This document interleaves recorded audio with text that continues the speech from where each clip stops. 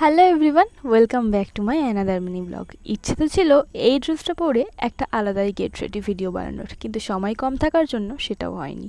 স্কুলে আজকেও কিছু কাজ ছিল, আর কাজ মিটিয়ে দেখি তার পরপরই দিয়েছিল গরম গরম জিলিপি।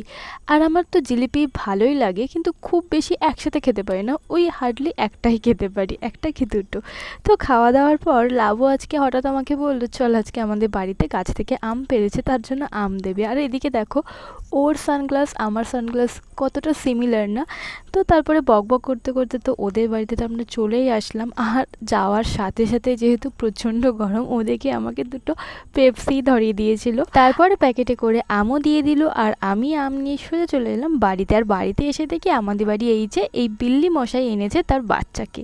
আর আমার তো দেখে মনটা আরও ভালো হয়ে গেল, কারণ আমার এসব দেখতে ভীষণই ভালো লাগে। ওকে একটু বিস্কিটও দিয়েছিলাম।